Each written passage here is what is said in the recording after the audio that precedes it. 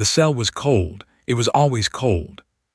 The walls were made of a dark gray metal that hummed low and steady, like something deep inside the station was always breathing. The floor had no mat, no bed, no comfort of any kind. There was a single light strip above the door that never turned off. It glowed a pale blue color, and it made everything in the small room look like the inside of a freezer. Sci-Fi did not mind the cold. She was hanging from a thick cooling pipe that ran along the top of the cell wall, pulling herself up with both arms, slow and controlled, the same way she had done it 500 times before. Her hands were rough. Her knuckles were scarred from years of training and fighting and surviving things that most people never came close to. She was not a large woman. She was not tall, but every muscle in her body had a purpose, and every scar on her skin had a story. She had been a United Earth Marine for 11 years. She had served on 4 different combat tours. She had been shot, broken, burned, and left for dead on 2 separate occasions. She had always come back. She counted her pulls quietly in her head and kept her breathing even. Outside the cell, on the other side of the thick door, she could hear the sounds of the station. Heavy boots on metal floors. Strange voices talking in a language she did not understand yet, though she was already starting to recognize patterns in it. The sound of machinery, the hiss of vents, the distant hum of engines so large that their vibration moved through the walls and into her bones. She had been captured 6 days ago. Her mission had been simple: a deep recon run near the outer veil, the far edge of mapped space, where Earth's long-range sensors had picked up energy signatures that did not match anything in the database. She had gone with a small team.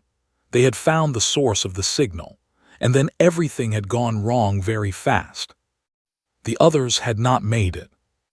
Sierra had woken up in this cell with her gear gone, her communicator gone, and a dull ache behind her eyes that told her something had been used on her. A sedative, probably. She had figured that out quickly because when the alien workers pushed a small container of food through the slot in the door, there was a faint smell to it that was almost sweet. Too sweet. She had eaten it anyway. All of it. Nothing had happened. She had kept eating every meal they gave her. Whatever they were putting in the food, it was not working. She suspected they had no idea how human biology actually functioned. That was fine with her. She dropped from the pipe and landed quietly on the floor. She rolled her shoulders and took a slow breath. Species that had taken her were called the Vathkari. She had never heard of them before. No one on Earth had. They were tall, around 7 feet most of them, with pale gray skin that looked almost like stone under the blue light. They had 4 arms, 2 long and 2 short, and their eyes were a deep amber color with pupils that split sideways. They moved with a kind of stiff, careful precision, like every action had been rehearsed. Their armor was heavy and dark, and covered in symbols she could not read. They were powerful. She had seen enough in her first hours of capture to understand that. The weapons they carried were not like anything she had seen before. The station itself was massive, far beyond anything humanity had built. These were not a primitive species. They had been traveling the stars for a very long time. And yet, the way they looked at her through the cell door window told her everything she needed to know about how they saw her. They looked the way people look at something small and confused that wandered into the wrong place, like she was a stray animal, something weak and out of its depth. She found that very useful. On the 3rd day, a group of them had come into the cell. Scientists, she guessed, based on the tools they carried. They had run instruments over her body without speaking to her. They had pressed devices against her skin, taken a small amount of blood, shone lights into her eyes. They had argued with each other in their clipped, angular language, pointing at their readings with what she read clearly as confusion and frustration. One of them had touched her arm and applied a small amount of pressure, the way you might test the firmness of fruit. She had looked at him. He had stepped back. After they left, she had heard them talking loudly in the corridor for a long time. Whatever their instruments had shown them, it was not what they expected. She knew why. Human beings were strange creatures by almost any measure. They were not the fastest species. They were not the strongest. They did not have natural armor or venom or the ability to survive in vacuum. On paper, they were soft and slow and fragile compared to dozens of species that evolution had shaped for raw survival. But human beings had lived through ice ages and plagues and wars that had nearly wiped them out over and over again. They had bodies that adapted under pressure, that grew stronger from damage, that flooded with chemicals during crisis that let them do things that should not have been physically possible. They were endurance animals. They were persistence hunters. They had not clawed their way to the top of their own world by being the biggest thing in the room. They had done it by being the last thing still standing. The instruments the Vathkari scientists had used were calibrated for species they already understood. Species with simpler systems, more predictable chemistry, bodies that behaved the way bodies were supposed to behave. Sira's readings had not matched any of that. Her bone density alone had probably broken 2 of their machines. Her adrenaline output under stress was something their charts likely had no category for. That was not a problem she intended to fix for them. On the 6th day, a tall Vathkari in heavier armor than the others came to stand at her cell door. He looked at her for a long time. He had a stillness to him that the others did not, the stillness of someone who was used to making decisions and watching other people deal with the consequences. She stood in the center of the cell and looked back at him without blinking. He said something to the guard beside him. The guard wrote it down. Then the tall one turned and walked away. That night the lights outside her cell were busier than usual. She could hear more voices, more movement. She pressed her back against the wall and listened, pulling apart every sound she could identify, filing it away. She did not know what they had decided. She did not know what was coming next. But she ate every bite of her dinner, cold and strange as it was, and she did her last set of push-ups before she allowed herself to sleep, and she slept deeply and without fear, because fear was not a thing she had space for right now. There was too much work to do. They came for her in the morning. She knew it was morning only because the activity outside her cell had a rhythm to it, and she had learned that rhythm over the past 6 days the way she had learned everything else, by paying attention and saying nothing. More guards in the early hours, quieter in the middle stretch, busy again toward what she assumed was the end of a shift cycle. There were 4 of them at her door this time.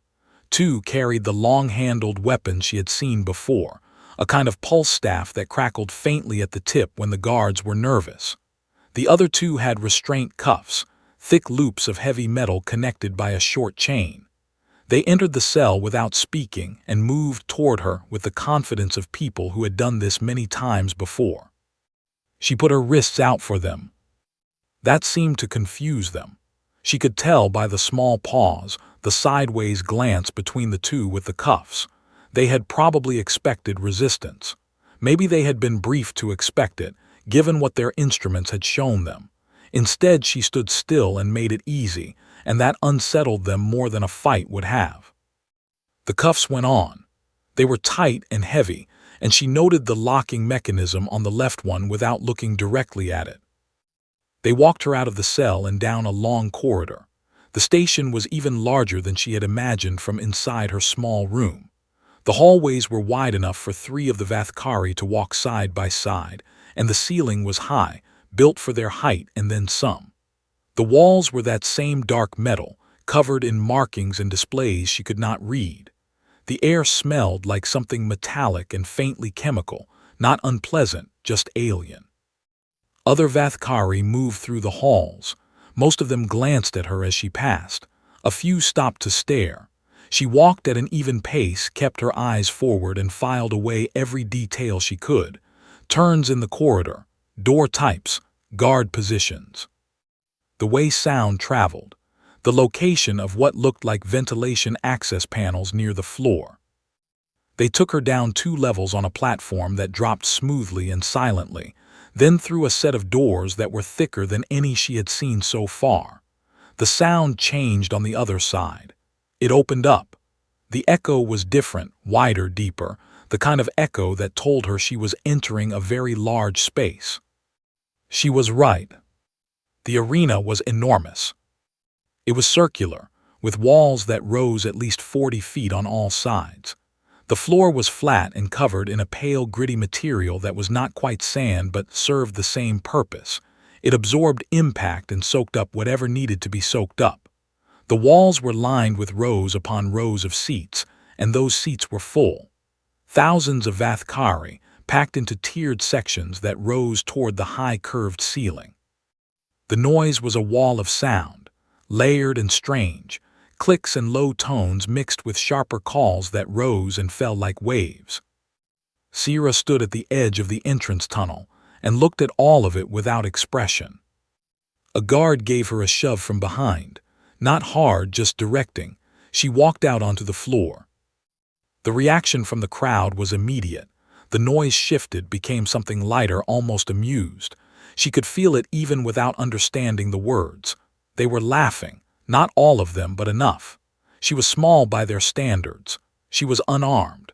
She wore the same plain gray clothing she had woken up in. She had no armor, no weapon, no visible reason to be taken seriously. Good, she thought. In a high box above the far side of the arena, she could see the one she had started thinking of as the warden. He was the tall Vathkari who had stood at her cell door the night before.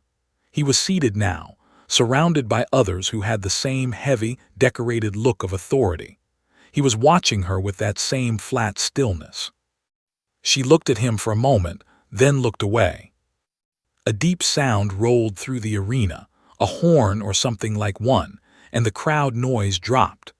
A second set of doors on the far side of the floor, much larger than the one she had come through, began to open. She turned to face them. What came out was large. Even by Vathkari standards, it was large. It moved on 4 legs with a 5th limb folded against its back, and its body was covered in overlapping scales of a dark greenish-brown that looked like armor plating. Its head was broad and low, with a wide jaw and eyes set far apart, small and deeply focused. Its arms, the upper 2, were long and heavily muscled, each ending in a hand with thick curved fingers that dragged shallow lines in the sand as it walked. This was a Krethsalyun. She did not know its name then, but she learned it later. The Vathkari used them as executioners. They were bred and trained for the arena from birth. They had ended the lives of creatures far larger and far more fearsome-looking than one small human woman, and every being in the seats above knew it. The crowd came alive again, loud and sharp, full of anticipation. The creature stopped near the center of the floor and turned its small eyes toward her. It read her the way predators read prey, measuring distance, sizing up speed, calculating threat. Then something shifted in its posture, a loosening. The calculation had come back simple. She watched it settle into that confidence and noted it carefully. She knew what the creature saw. She knew what everyone in this arena saw. She had spent her whole career making sure that what people saw when they looked at her was exactly what she needed them to see. Right now, she needed them to see something small and lost and easy. The horn sounded again. The Krethsalyun moved. It was fast for its size. It crossed half the floor in a time that she respected, and it came at her with one massive arm swinging wide, meant to knock her off her feet and end the whole thing quickly. She dropped under it, felt the air move above her head, and drove her elbow hard into the joint where the arm connected to the shoulder as it passed. Not enough to break it, just enough to let it know she was there. The creature turned, surprised. The crowd noise changed pitch. What followed was not clean or simple or pretty. It was 12 minutes of the hardest physical work she had done in years. The creature was strong in ways that pushed against the edges of what she could manage. It hit her twice solidly, once in the ribs and once across her left shoulder, and both times she let the force of it carry her rather than fight it, rolling with it, coming back up, circling, looking for the next opening. She used every tool she had. Joint pressure on limbs that bent in directions she could exploit, staying inside its reach where the long arms lost their power, using the sand, her footing, the geometry of the space. She was patient. She let the creature burn through its energy, chasing something it could not quite catch and could not quite understand. 12 minutes. When the Kreth Salyun finally went down, it did not go down because she had overpowered it. It went down because she had lasted longer than it could. Its breath was coming in great heavy pulls. Its movements had slowed and grown sloppy. She put it down with a precise application of force to the back of the joint behind its left front knee, and it dropped hard and did not get up. She stood over it, her ribs ached, her shoulder burned, her breathing was elevated but controlled. She looked up at the thousands of seats surrounding her. The arena was completely silent. Not quiet, silent. The kind of silence that falls when something happens that a crowd has no category for, when what they just watched does not fit into any box they had prepared. It stretched out for a long moment, 5 seconds, 10, long enough that the silence itself became a sound. She looked up at the warden's box. He was leaning forward slightly in his seat. The stillness was gone. His amber eyes were fixed on her, and in them, for the first time, she saw something that had not been there before. She turned away from him and walked back toward the tunnel without waiting for anyone to tell her to. Behind her, the silence held.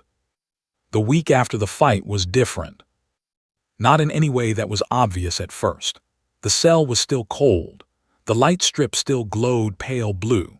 The food still came through the slot in the door at the same times, but the energy outside the cell had changed. She could feel it in the way the guards moved, quicker and less casual than before. She could hear it in the conversations that passed by her door, shorter and more clipped, like people who were worried about being overheard. She could see it in the way even the bravest of the Vathkari workers now avoided, looking through the small window of her cell door when they passed. Something had shifted.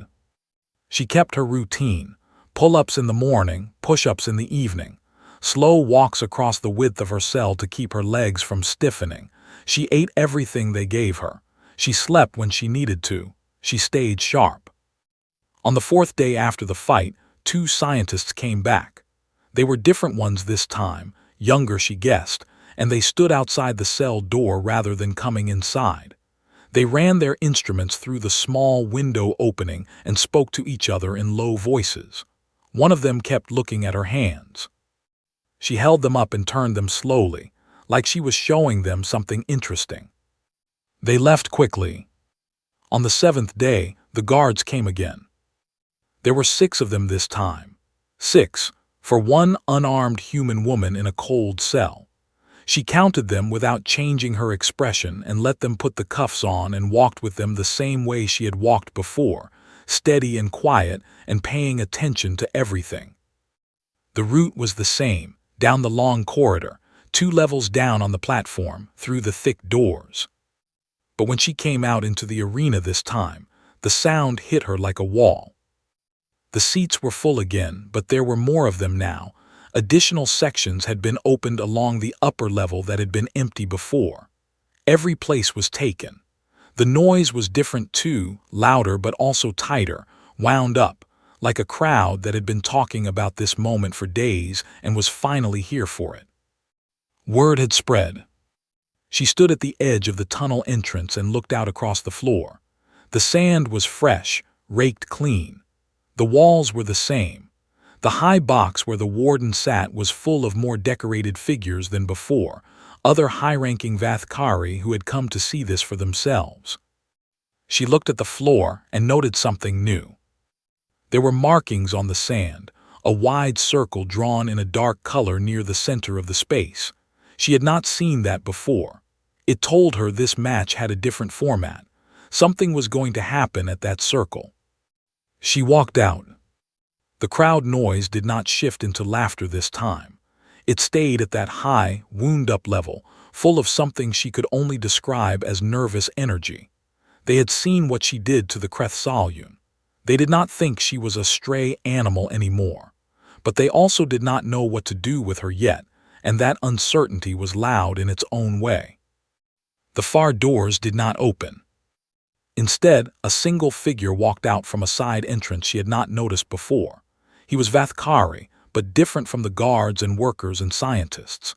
He was lean, with armor that was lighter and more fitted than the standard issue, designed for movement rather than protection. He had decorations across his chest and shoulders, markings that she read as rank and history even without knowing the language. In his right upper hand he carried a weapon she had not seen before.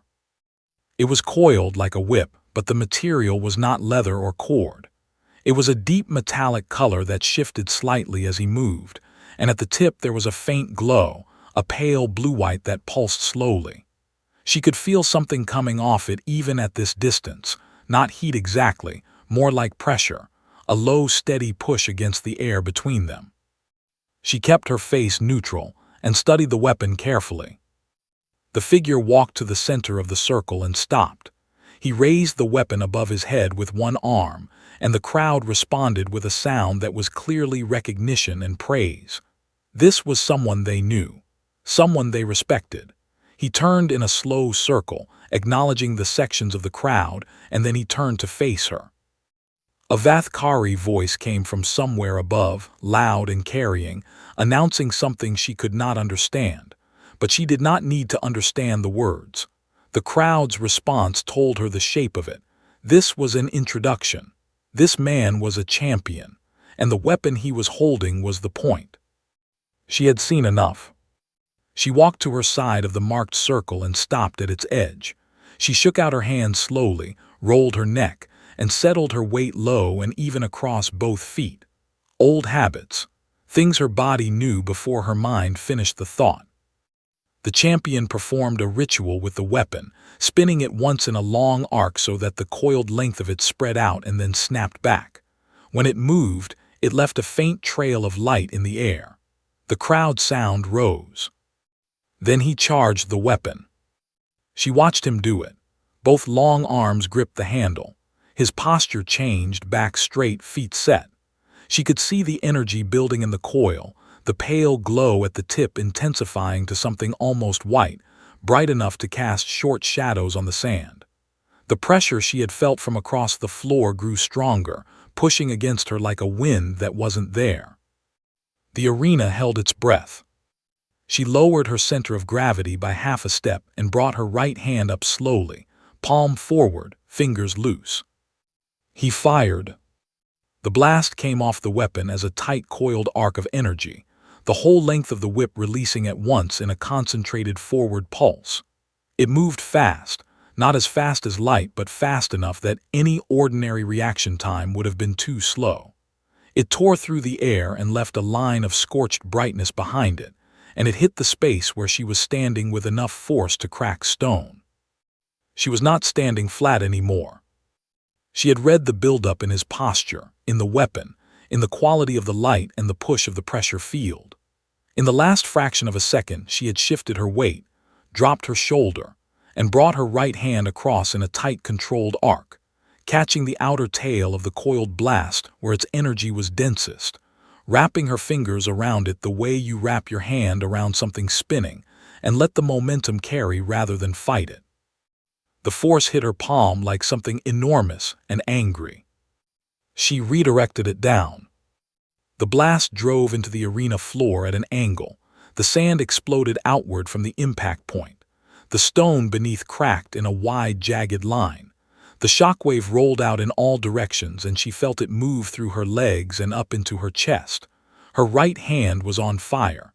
She could smell her own skin burning. Her shoulder screamed at her. She did not move her feet.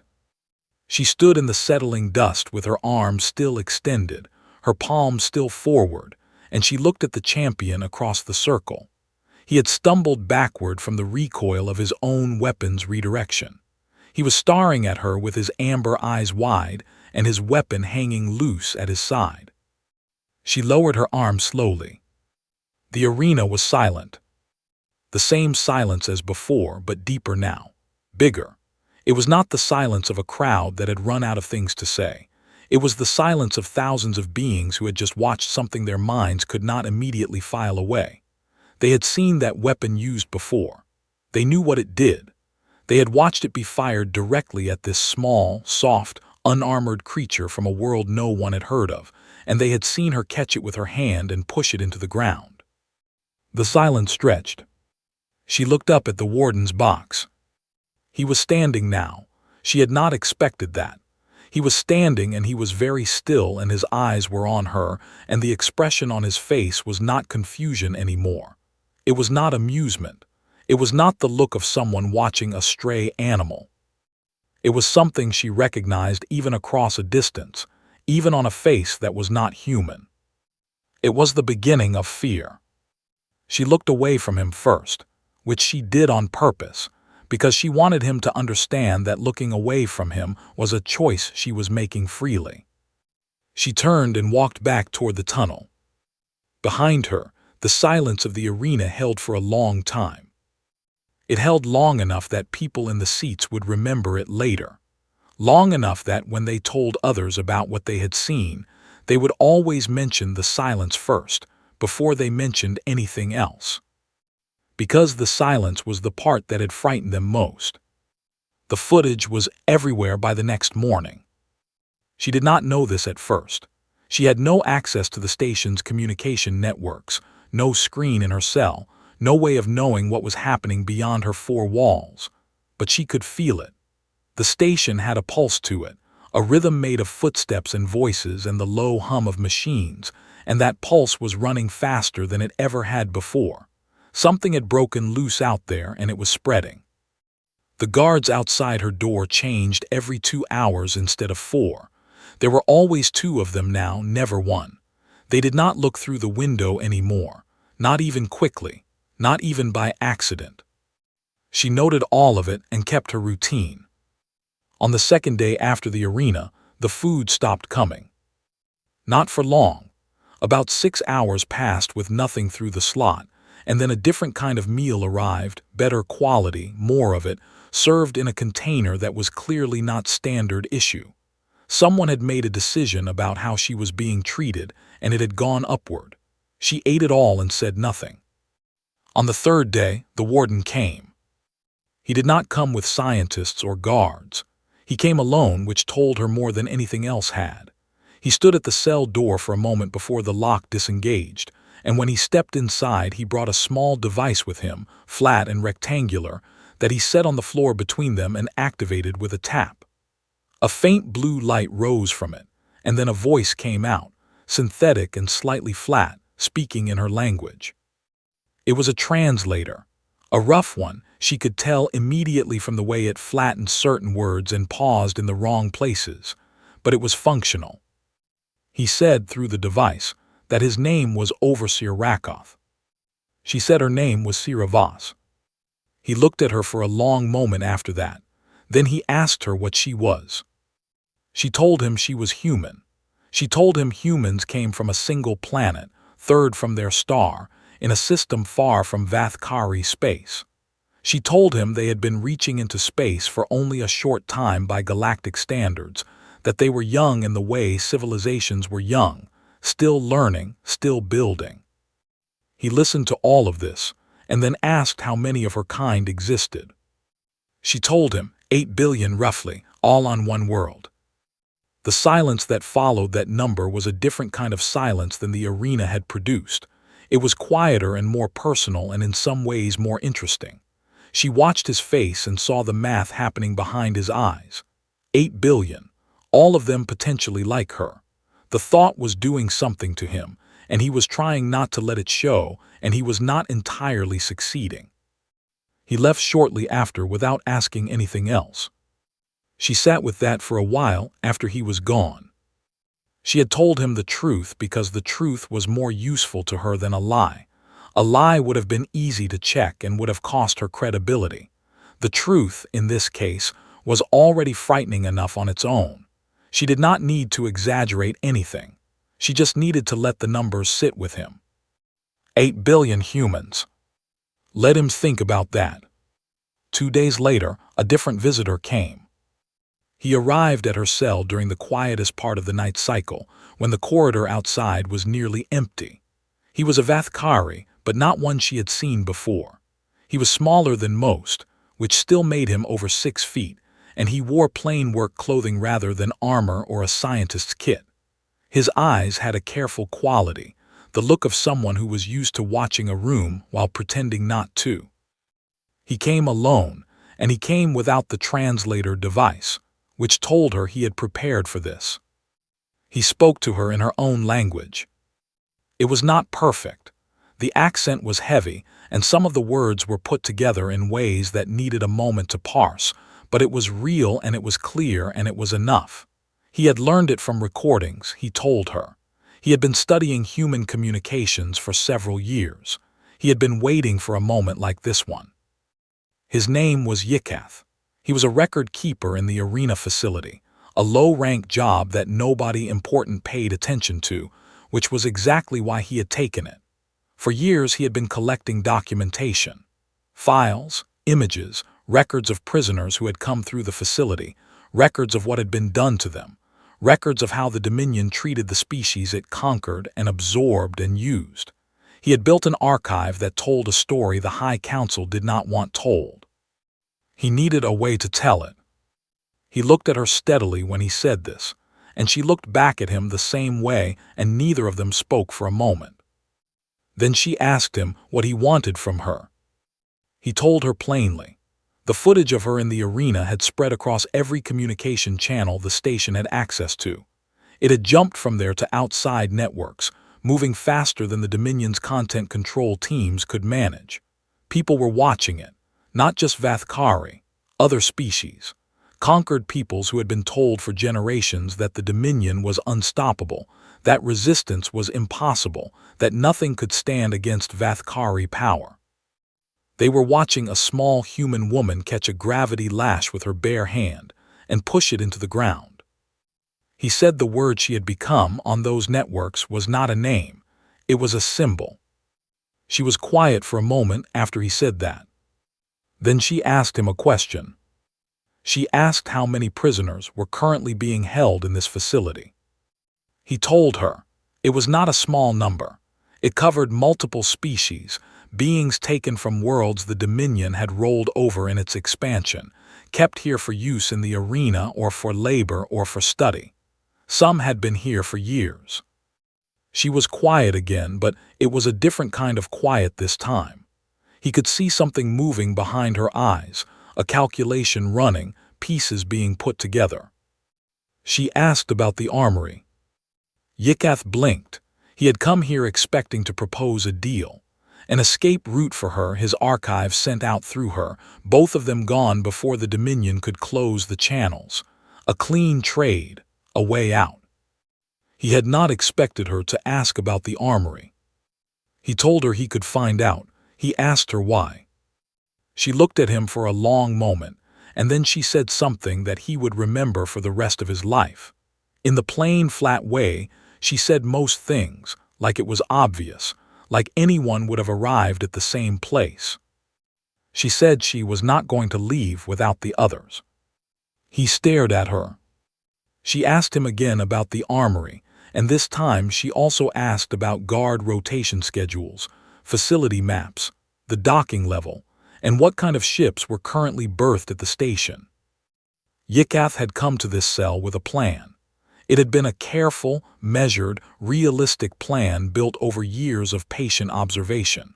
He had come here to ask for help, not to be folded into something much larger than he had imagined. But he looked at this human woman sitting in a cold cell with a burned hand and bruised ribs and steady eyes, and he thought about the archive he had been carrying alone for years, and he thought about the prisoners in the lower levels, and he thought about the footage that was already spreading across the galaxy like fire on dry ground.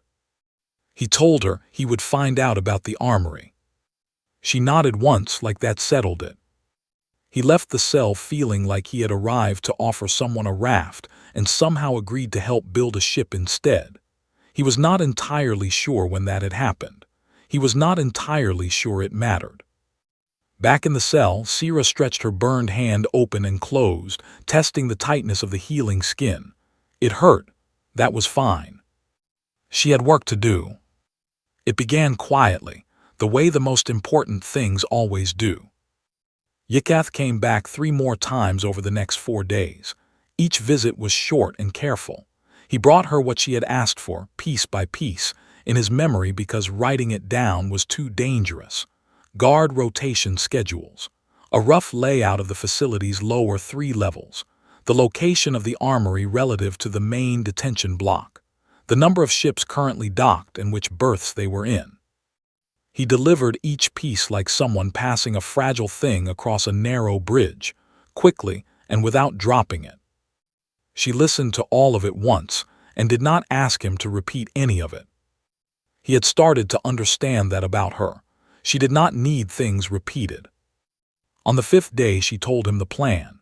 She laid it out in clear, simple steps, the same way she would have briefed a fire team back home, direct and without extra words. He listened and his expression moved through several stages, starting at careful attention, moving through something close to alarm, and settling at last into a focused and slightly stunned acceptance. It was not a small plan.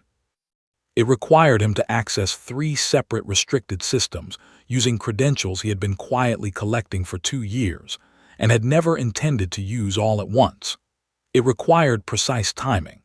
It required her to do several things that he would have said were not physically possible, except that he had now watched her do physically impossible things twice in front of thousands of witnesses, so he had adjusted his sense of what the word possible meant when applied to her.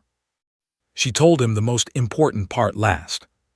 Before anything else happened, before a single door opened or a single alarm tripped, Yikath needed to get his archive out. All of it. Every file, every record, every piece of documentation he had built over years of careful and dangerous work. It needed to go out across every open channel available, every frequency, every network the station had access to, pointed outward in all directions at once. He asked her why that had to come first.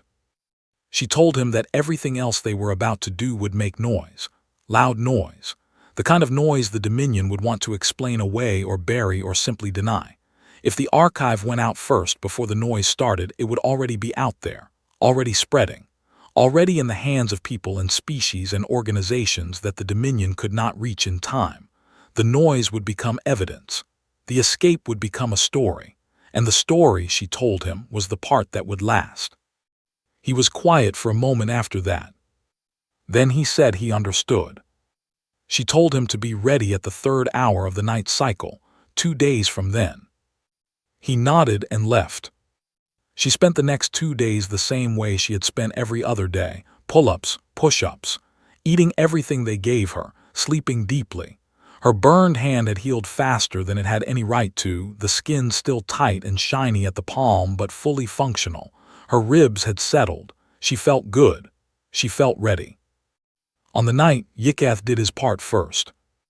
He sat in the small records office where he had worked for 3 years and he opened every channel the station had, and he sent the archive out into the dark in all directions.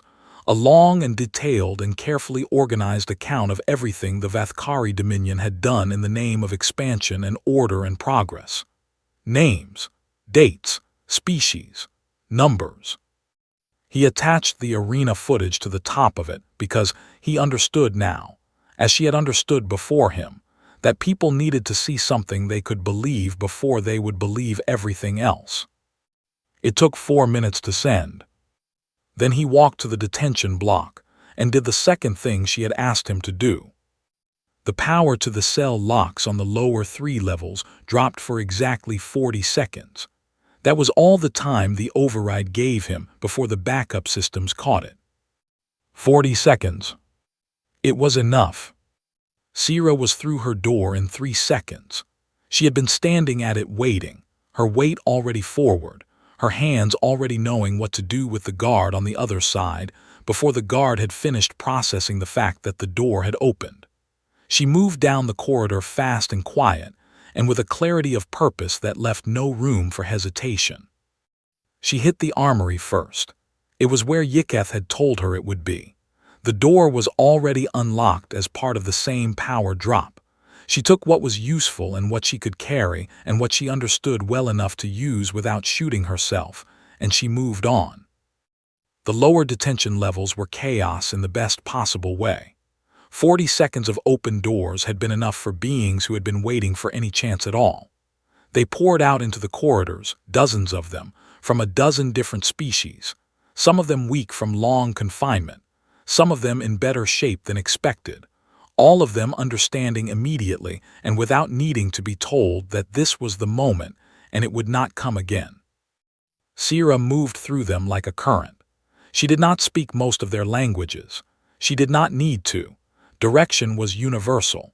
She pointed and moved and they followed, because she moved like someone who knew exactly where she was going, and people in crisis will follow that every single time. Yikath met them at the junction to the docking level.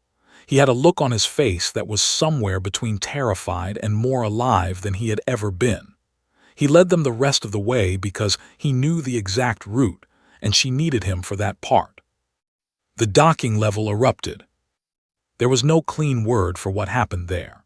It was loud and fast and very physical, and when it was over, the prisoners were on 4 separate ships, and the ships were moving away from the station in 4 different directions, and the Dominion's response fleet was already launching, but already too late, and already splitting its attention across too many targets, moving too fast in too many directions. Sierra was on the smallest of the 4 ships. Yikath was with her. So were 11 others, a mix of species she could not have named 2 weeks ago. She went to the communications panel and sat down and found the type beam frequency she had been keeping in her memory since the day she graduated from basic training. The one that every Marine memorized and never forgot. The emergency contact frequency for United Earth Command. She input her authentication code. She recorded a short message. She kept it simple, the way she kept everything, because simple was clear and clear was what mattered. She said that she was Corporal Sierra Voss, United Earth Marine Corps, service number attached to this transmission. She said that contact had been made with a spacefaring civilization called the Vathkari Dominion, and that the nature of that contact had been hostile. She said that the situation had developed significantly, and that she was attaching a full briefing file to the transmission.